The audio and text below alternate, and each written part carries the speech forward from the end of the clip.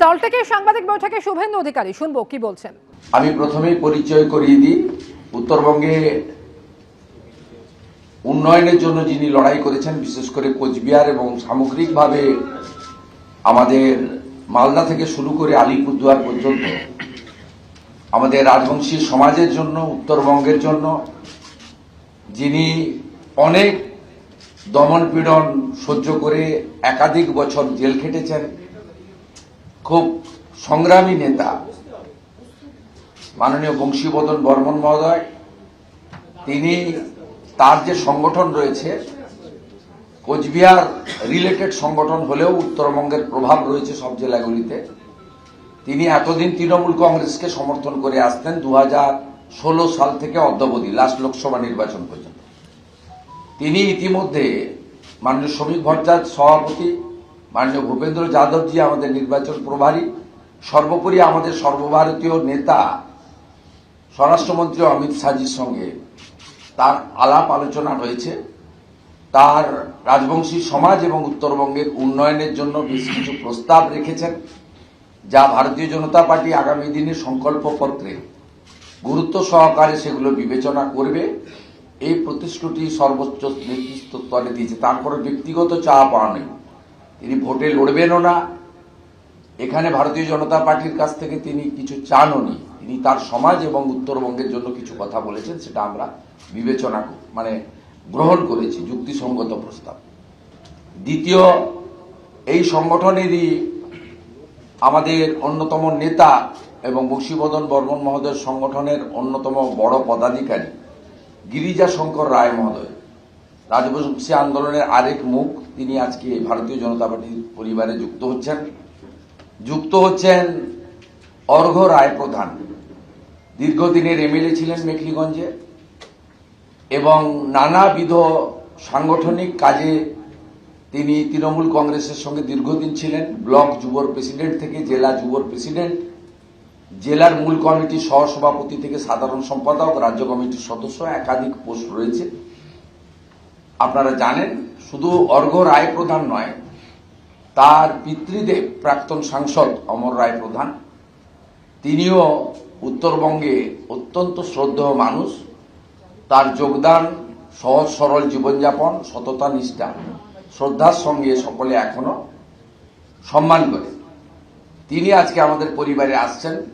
তিনি মেখলিগঞ্জে ভারতীয় জনতা পার্টির ঘোষিত প্রার্থী দধিরাম রায়ের পক্ষে কাজ করবেন, সমগ্র উত্তর কোচবিহারে কাজ করবেন।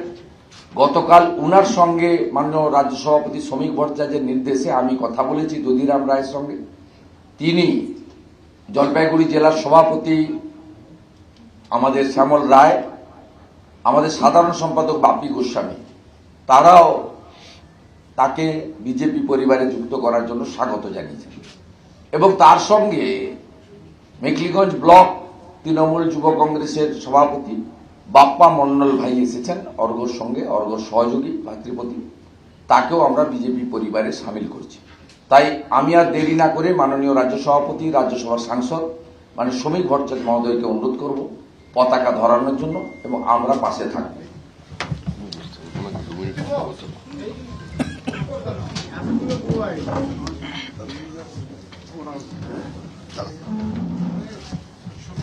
বন্দে মাতরম, বন্দে মাতরম, বিজেপি জিন্দাবাদ, বিজেপি জীবতং, নরেন্দ্র মোদী জিন্দাবাদ, ভারত মাতা কি জয়, ভারত মাতা কি জয়, বন্দে মাতরম, বন্দে মাতরম, বন্দে মাতরম।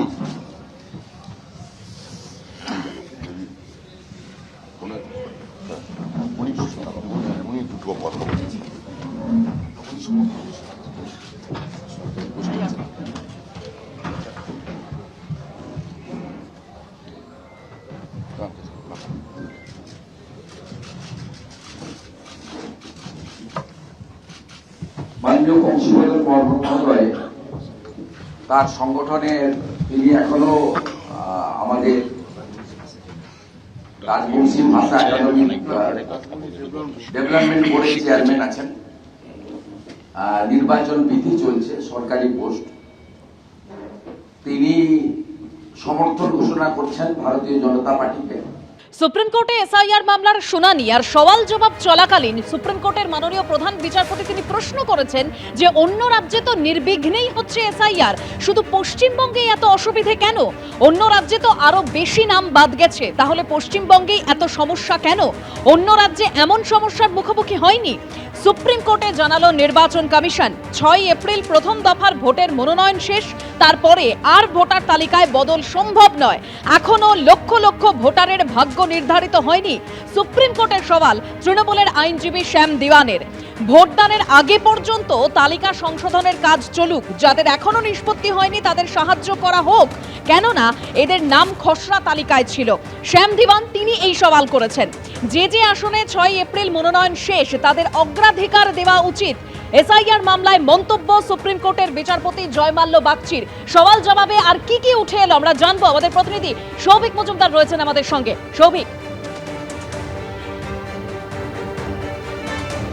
দেখো, প্রথমত তোমাকে বলবো যে আজকে মূল আলোচনার কেন্দ্রবিন্দু ছিল বা উৎসাহ ছিল যেদিকে, সেটা হলো যে গতকাল যে সাপ্লিমেন্টারি লিস্ট বেরিয়েছে সেই সাপ্লিমেন্টারি লিস্টে কত সংখ্যক ভোটারের নাম বাদ গিয়েছে বা কত সংখ্যক এই আন্ডার অ্যাডজুডিকেশন যে ভোটারদের নাম ছিল সেই সংখ্যাটা ঠিক কত, যার নিষ্পত্তি করা সম্ভব হয়েছে এবং কতজন নতুন ভোটারের নাম এই লিস্টে উঠেছে সেইটা জানা ছিল কিন্তু আজকে এই মামলার অন্যতম গুরুত্বপূর্ণ একটা বিষয়।